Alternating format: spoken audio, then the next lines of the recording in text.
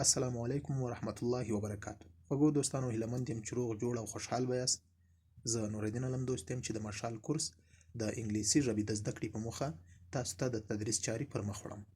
او دا دی له معمول سره سم نن بیا هم ستاسو په خدمت کې حاضر شوي یو چې د 10مې برخې درس به وړاندې کوو. هیله مند یم چې د 9مې برخې درس مو په صحیح ډول نوټ او حافظې ته سپارلی وي. راځئ چې د درس په لوري ځو. قلم او کتابچه اماده کړئ. نو خوږو دوستانو، د جملو برخه تلفظ او معنا کوو. راځو د جملو په برخه کې اولې کلمې ته ځیر شئ. دا اولې جملې تلفظ به څنګه کوو؟ That noise scared me. تلفظ یې څنګه کوو؟ That noise scared me. په پښتو کې معنا هغه شور ماشور وویرولم. That noise scared me. هغه شور ماشور وویرولم. له اولې جملې نه تیریږو دوهمې جملې ته. د دوهمې جملې تلفظ به څنګه کوو؟ You give me a scare. تلفظ یې څنګه کوو؟ You give me a scare. په پښتو کې معنا زه دې وډار کړم. یو ځل یې بیا تکراروو. You give me a scare. و دې ډار کړم. راځو له دوهمې جملې نه هم تیریږو درېیمې جملې ته. د درېیمې جملې تلفظ به څنګه کوو؟ It's almost 12.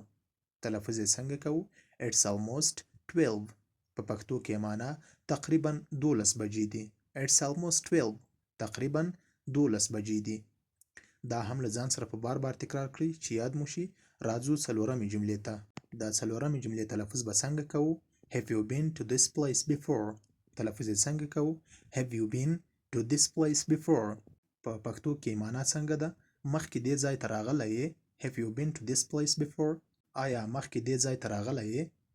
له څلورمې جملې نه هم تیریږو. راځو پنځمې جملې ته. دا پنځمې جملې تلفظ به څنګه کوو؟ No, I have never been here. تلفظ یې څنګه کوو؟ No, I have never been here. په پښتو کې معنا څنګه ده؟ نه، دلته هیڅ کله نه یم راغلی. No, I have never been here. نه، دلته هیڅ کله نه یم راغلی. نو خوږو دوستانو، د سنټنسز پارت اوله برخه همدومره وه. خدای دې وکړي چې په تلفظ او معنا یې پوه شوي یاست. در سره نوټ یې کړئ او له ځان سره په بار بار تکرار کړئ چې یاد مو شي. ځو د جملو دوهمې برخې ته، ملتیا مو وکړئ. نو خوږو دوستانو، د سنټنسز پارت یا د جملو دوهمې برخې ته هم ښه راغلاست درته وایم. د جملو په دوهمه برخه کې اولې جملې ته ځیر شئ. د اولې جملې تلفظ به څنګه کوو؟ This city looks beautiful in the night. تلفظ یې څنګه کوو؟ This city looks beautiful in the night. په پښتو کې معنا څنګه ده؟ دغه ښار په شپه کې ښکلی ښکاري. This city looks beautiful in the night. دغه ښار په شپه کې ښکلی ښکاري. نو له اولې جملې نه تیریږو دوهمې جملې ته راځو. د دوهمې جملې تلفظ به څنګه کوو؟ Have you ever been to his home? تلفظ یې څنګه کوو؟ Have you ever been to his home? په پښتو کې معنا څنګه ده؟ د هغه کور ته کوم وخت تللی یې؟ Have you ever been to his home? د هغه کور ته کوم وخت تللی یې؟ له دوهمې جملې نه هم تیریږو. راځو درېیمې جملې ته. د درېیمې جملې تلفظ څنګه کوو؟ Have you ever climbed a mountain? تلفظ یې څنګه کوو؟ Have you ever climbed a mountain? په پښتو کې معنا غره ته کله ختلی یې؟ Have you ever climbed a mountain? غره ته کله ختلی یې؟ له درېیمې جملې نه هم تیریږو څلورمې جملې ته راځو. د څلورمې جملې تلفظ به څنګه کوو؟ I have never climbed a mountain. زه هیڅ کله غره ته نه یم ختلی. I have never climbed a mountain. زه هیڅ کله غره ته نه یم ختلی. له څلورمې جملې نه هم تیریږو. راځو پنځمې یا اخیرنۍ جملې ته. د پنځمې جملې تلفظ به څنګه کوو؟ He's gone to the bank. تلفظ یې څنګه کوو؟ He's gone to the bank. هغه بانک ته تللی ده. He's gone to the bank. هغه بانک ته تللی ده. نو خوږو دوستانو، د سنټنسز پارت یا د جملو دوهمه برخه مو هم تلفظ او معنا کړه. خدای دې وکړي چې په معنا او تلفظ یې پوه شوي یاست. له ځان سره یې په صحیح ډول نوټ او یاد یې هم کړئ. نو خوږو دوستانو، د سنټنسز پارت یا د جملو برخه په همدې ځای پای ته رسوو.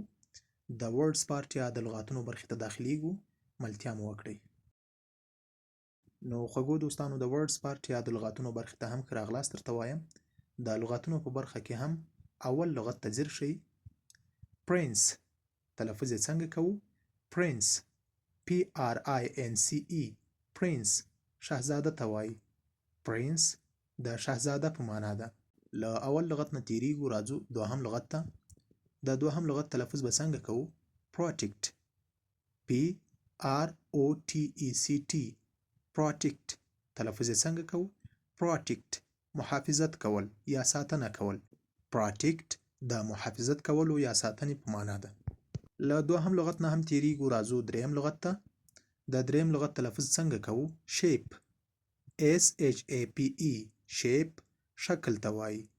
شیپ د شکل په معنا ده. راځو څلورم لغت ته. سینس. تلفظ یې څنګه کوو؟ سینس. SENSE سینس احساسول یا لمس کول. سینس د احساسولو په معنا ده. راځو په اول لاین کې پنځم لغت ته ځیر شئ. اکسپټ. تلفظ یې څنګه کوو؟ اکسپټ.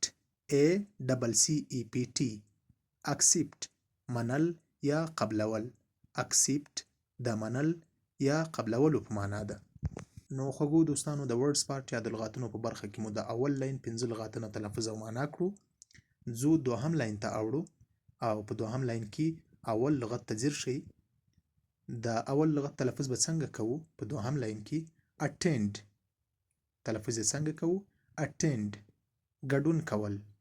ATTAND اټینډ ګډون کول. اټینډ د ګډون کولو په معنا ده. په دوهم لاین کې له اول لغت نه تیریږو، راځو دوهم لغت ته. دا دوهم لغت تلفظ څنګه کوو؟ چیس. CHASE چیس تعقیبول. چیس د تعقیبولو په معنا ده. له دوهم لغت نه هم تیریږو، راځو دریم لغت ته.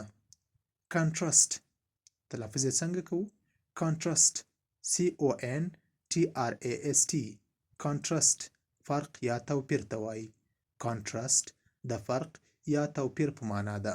له دریم لغت نه هم تیریږو، راځو څلورم لغت ته. د څلورم لغت تلفظ څنګه کوو؟ فامیلیار. تلفظ یې څنګه کوو؟ فامیلیار. FAMILIAR فامیلیار مشهور یا د بلد په معنا ده. فامیلیار مشهور یا بلد ته وایي. راځو له څلورم لغت نه هم تیریږو، په دوهم لاین کې پنځم لغت ته ځیر شئ. دا پنځم لغت تلفظ څنګه کوو؟ پټرن. تلفظ یې څنګه کوو؟ پټرن. PATTERN پټرن نښه یا نمونه. پټرن د نښې یا نمونې په معنا ده. نو خوږو دوستانو دا و د ورډز پارت یا د لغاتونو برخه چې تاسو ته مو وړاندې کړه. ځو د درس په جریان کې درېیمې برخې ته داخلیږو چې درېیمه برخه د ګرامر پارت یا د ګرامر برخه ده. د ګرامر په برخه کې هم یو تعریف راخلو، نور د درس لړۍ پای ته رسوو. راسره ملتیا وکړئ. نو خوږو دوستانو د ګرامر پارت یا د ګرامر برخې ته هم ښه راغلاست درته وایم. د ګرامر په برخه کې نن بې غږه توری یا کانسوننټ لیټرز تعریفوو. چې کانسوننټ لیټرز یا بې غږه توری څه ته وایي؟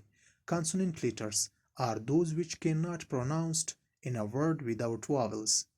تلفظ یې څنګه ده؟ Consonant letters are those which cannot pronounced in a word without vowels. په پښتو کې معنا څنګه کوو؟ بې غږه توری هغه دی چې د غږ لرونکو تورو له موجودیت څخه پرته نه تلفظ کیږي. Consonant letters are those which cannot pronounced in a word without vowels. بې غږه توری هغه دی چې د غږ لرونکو تورو له موجودیت څخه پرته نه تلفظ کیږي. نو خوږو دوستانو د ګرامر پارت یا د ګرامر په برخه کې مو همدا کوچنی او ساده تعریف راخستی وو. خدای دې وکړي چې په معنا او تلفظ یې پوه شوي یاست او دا هم نور ته درسره وسپارئ، له ځان سره په بار بار تکرار کړئ چې یاد مو شي.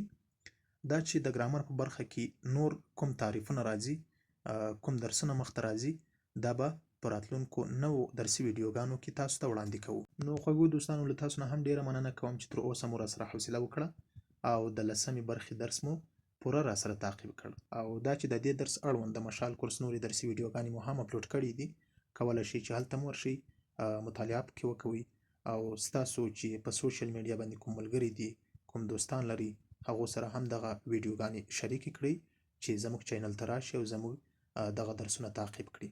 له تاسو نه یوه نړۍ مننه چې تر اوسه پورې راسره واست، خپل قیمتي وخت مو راسره مصرف کړ. دا چې وخت کم دی، وخت اجازه نه راکوي، نور نو ستاسو نه اجازه غواړو. لوی الله جل جلاله ته سپارم او هر چیرته چې یاست کامیاب او سرلوړي اوسئ.